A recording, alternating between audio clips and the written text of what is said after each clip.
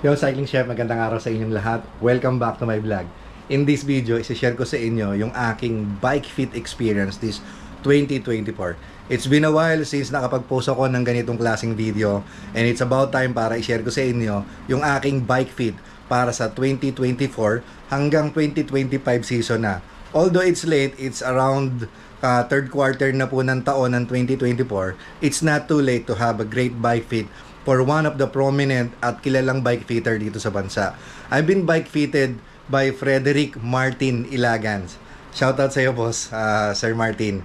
Salamat sa yung suporta at salamat doon sa pagkaka-bike fit mo. At i-share ko ngayon sa video ito yung whole experience ng aking bike fit this 2024. Ang layo dun sa mga dati naming bike fit session since 2015, kung di ako nagkakamali. It's been almost 10 years na rin na magkakilala kami ni Sir Martin.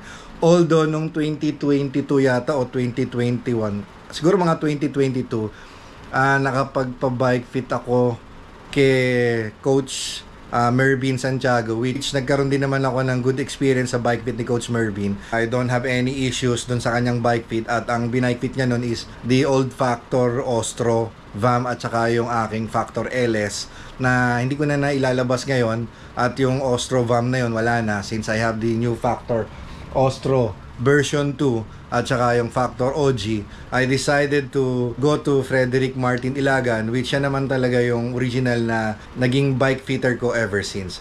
So in this video, share ko sa inyo aking bike fit dun sa ginanap na Pampanga Fit Camp 2024. Dear Bircher, November 26. phone number, 0999. the factor. Let's talk about your body. Do you have any chronic pains in your body? It's non-cycling related. It's something that you feel when you're riding the bicycle. Wala naman. Good. Do you have other activities besides cycling? How many hours do you ride your bike in a week? 12 hours per week. Wow, 12 hours per week. 12 hours per week. Isang beses sa labas, kadalasan indoor. Now fractures. Have there any history of fractures in your body? 2023 rib cage. Which part of the rib cage? yung lower dito. Future cycling goals, do you have any? I'm still competitive. To be competitive. Kahit na may edad na. Bata pa. Sayang yung bike pag hindi mo kinarera Have sa akin, go like this. Just relax, drop your shoulder. On the left. 258 as well. E also, wide-footed. Okay? Okay. Thank you, chef.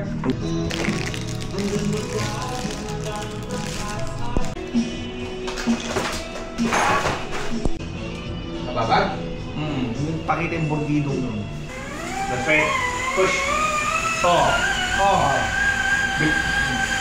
Yan, basta kakahina yung katawan mo. Yes. Inward. Gusto mo ipasok ko ng konti? Siguro konti. Sige. Pagka ba? Susi.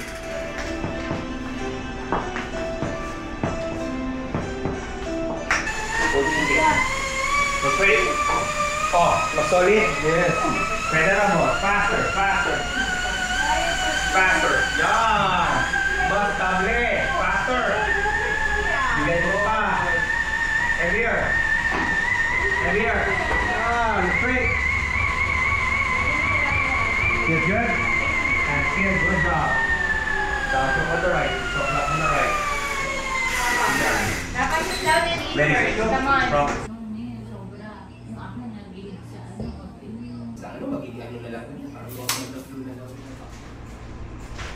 Pero sa kanan lang.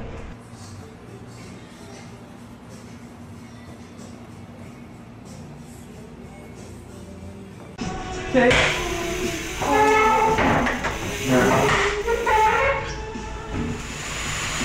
Yung mga susubukan ko Lang talaga. Pero huwag naman sana humarap na mas mahaba. Autobike.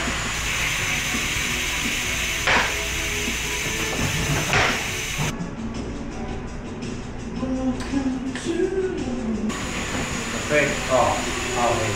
Kaya lang, fast. Walang pressure sa balls. Wala. Straight. Guys.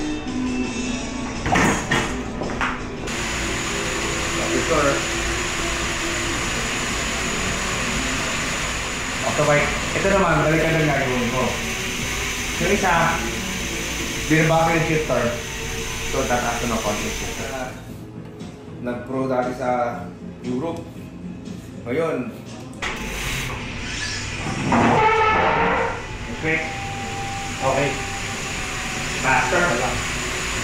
Yan. Octobike. Wala makita. Although I like this, pwede ko mabati ng konti, pero gusto ko makita kung hanggang saan yung attack sa kaya ng heavier.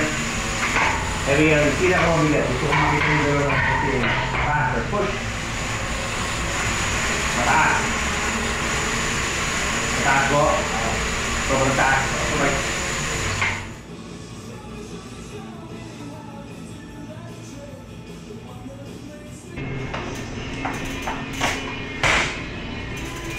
Oh, ayun mo tayo.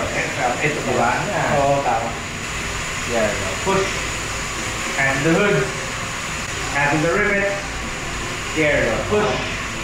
Faster. Heavier. Heavier. Go lower your front.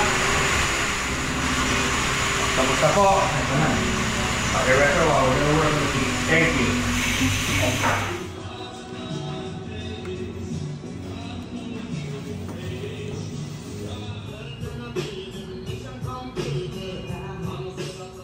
After a couple of days at pagkalipas ng mga ulan, na-test ko rin yung pagkaka-fit sa akin ni Sir Martin. At nagbili na agad siya sa akin na pagka nag-ride ako, it will take a couple of weeks or hanggang 3 weeks na makakaramdam ako ng changes dun sa aking feet. Kasi syempre it's been a while na hindi ako nag-i-slam ng stem. Lagi na lang meron akong about 1 cm spacer dun sa aking gravel bike as well as sa aking road bike. Pero since nagawa namin na mailagay ako ni Sir Martin on this kind of position na kahit na mababa yung aking position dun sa bike, still yung comfort nandoon pa rin. Ilagay niya ako sa optimal saddle height na hindi mako-compromise yung aking stability at the same time yung center of gravity ko dun sa aking bisikleta. Yung fore and aft ng aking saddle on point. Actually, nakaranas ako ng kaunting paninibago doon sa aking shoulders at saka sa aking neck.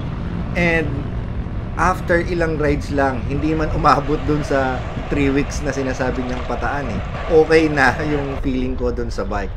And I'm riding happy at I'm always excited ngayon na mag-ride at nakuha ko uli yung posisyon ko na magagawa ko doon sa upcoming events and gravel races na gagawin po natin in the future. Alam niyo mga kapadyak, hindi ko lang maidetalye yung ginawa naming physical assessment, yung mga ginawa sa akin ni Sir Martin na in-apply niya yung mga bago niyang natutunan sa larangan ng bike fitting.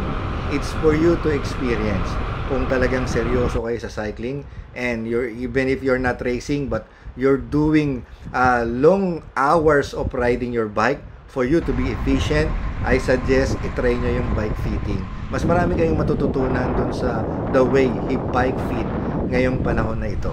If you like this content, please give it a thumbs up. At kung hindi po kayo nag-subscribe, please do subscribe on my YouTube channel. Ride safe, eat healthy. God bless you all. This is the Cycling Chef.